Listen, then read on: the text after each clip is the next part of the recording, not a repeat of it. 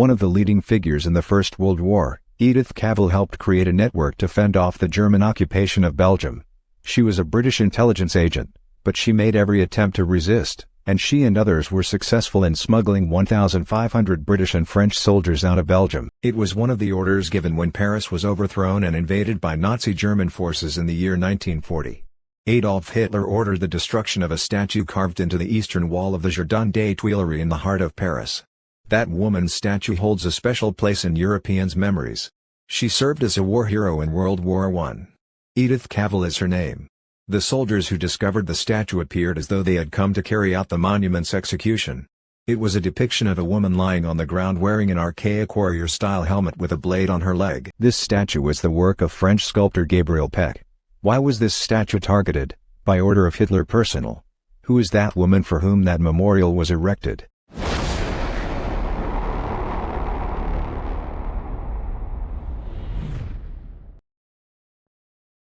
For the benefit of governments or organizations, they gather and analyze sensitive information. They carry out covert operations, infiltration, and other forms of surveillance to obtain information about prospective threats or to their advantage. Because of the often secretive nature of their employment, it calls for extreme discretion and professionalism. They could work covertly or assume different identities. They need a high level of skill, training, and mental toughness for their work, which can be dangerous. Their practice frequently involves emotional deceit and manipulation.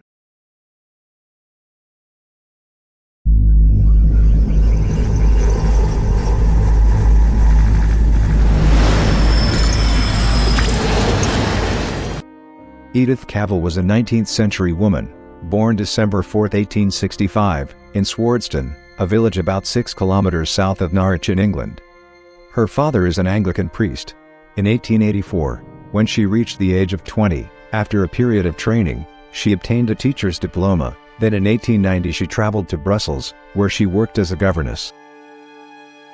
She had to go back to her hometown of Swardston in 1895 to take care of her ailing father. She remained with him for a year, before beginning her career as an auxiliary nurse at the Royal London Hospital. After that, she started working as a freelance nurse, and go back to Brussels in the year 1907. On October 10, 1907, Antoine Depage, a doctor from a noble family in Belgium, launched on Franz Mergier Street in Ixelles in the southern suburbs of Brussels, a school for the education of nurses. He entrusted Edith Cavell with general supervision of the institution and his wife Marie with financial management. Edith Cavell believed that her work as a nurse had given her a strong platform to launch a professional journal. The publication gave her many horizons. After a year, she was appointed nursing director in 3 hospitals, 4 schools, and 13 kindergartens in Belgium.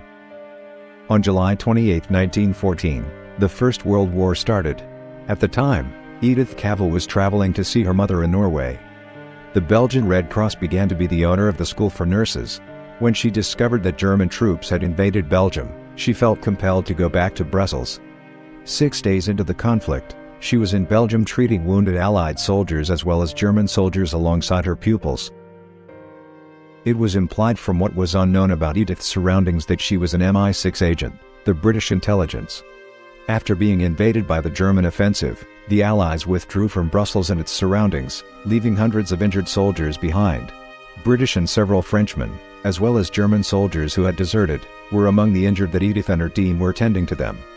After their recovery, it was her second and most challenging assignment with members of its network, providing safe hideouts for British and French soldiers in particular. She was attending to the needs of German soldiers as part of her humanitarian responsibility. She was aware that the Germans had eyes everywhere and that she needed to carefully plan her movements. She also knew news and information from the wounded from the 2 camps that may not have seemed crucial at first. She was providing British intelligence with that knowledge. A well-known broadcaster who was working in Brussels for the Germans, Alexander Sandrick, was recruited by British intelligence thanks to Edith Cavell's connections. Edith's network has grown. It covered all of Belgium. She offered hiding places for injured British, French, and German fleeing soldiers through the members of that network, and she had to figure out how to get them out of Belgium and onto British soil. After their recovery, Edith Cavell planned their escape across Dutch territory. Like peasants, they were divided into groups of anything from 20 to 60 people. They then left in secret, either heading in the direction of French territory or through Holland, which was neutral. In 11 months, More than 1,500 British and French soldiers had escaped.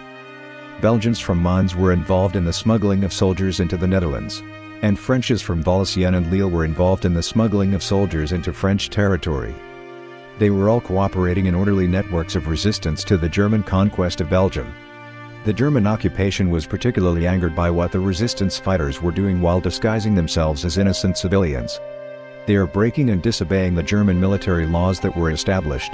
In those operations, a secret word, York, was created by reading the word Croix backward. The name of the Belgian Princess Mary de Croix, who rose to fame for her involvement in the resistance movement against the Germans during the First and Second World Wars, was the guarantee of the smugglers' safety. In resistance battles, Edith Cavell was aware that nothing can be done entirely safely. She was aware that the Germans would employ all measures necessary to crush the resistance, including the granting of privileges and the promise of financial inducement. Finding out names and the connections between groups and resistance networks was the first objective. The Germans wanted to demonstrate their intellect. On a particular day in June 1915, the institution that sheltered and smuggled soldiers and deserters from German forces was visited by two guys. They were not who they claimed to be, two French soldiers who had escaped from German captivity. Among them was a French prisoner who had been turned into an informant by the Germans. His name was Georges Gaston Guienne. The second individual was a German intelligence agent who pretended to be a French pilot. What all members of resistance cells and networks feared would occur after receiving these two supposed soldiers really occurred. Fantastic! The whole of the German Secret Service fooled by a few women. Yes, and a nurse. And I can tell you more than that. I'm sure you can. You're the clever one. Yes. And shall I tell you something? Yes. You know who I am? No. I'm Captain Wilhelm Schultz of the German military intelligence. On July 31, 1915, a series of arrests began among the leading members of the network that belonged to Edith Cavell. On the 5th of August, Edith Cavell has been arrested. Princess Mary de Croix was the last of that group to be arrested. It happened on the 20th of October 1915.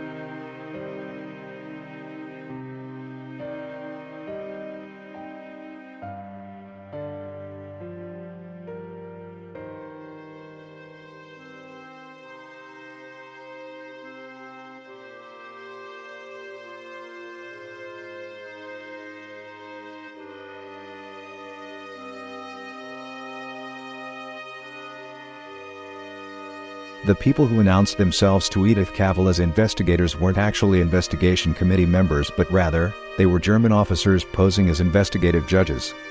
They promised her that she would be released shortly, and she believed them because she believed that her arrested friends had admitted what they had been doing and that there was nothing more to hide. She divulged all of the information as well as the identities of everyone who had been detained, also who had not been taken prisoners by the Germans. She believed that once she was released from prison, everything would be changed. The logical conclusion was that the rise in the number of arrests was related to Edith Cavell's revelations.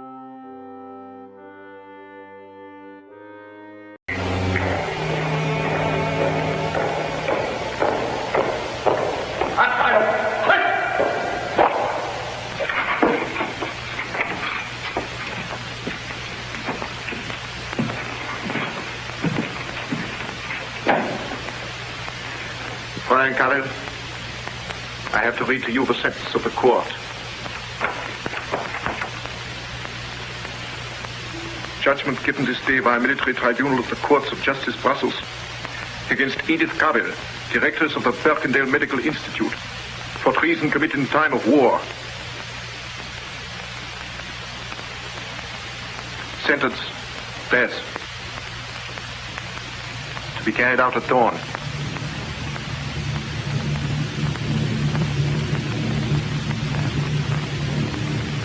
Is there anything you wish? I would like to see an English chaplain. I'll do my best, Fräulein.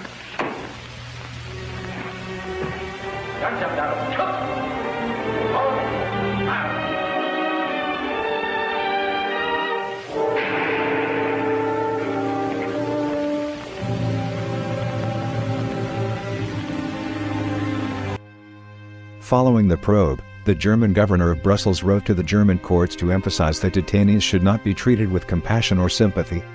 Following a 2-day trial, verdicts were handed down. The majority were the death penalty, including one for Edith Cavell.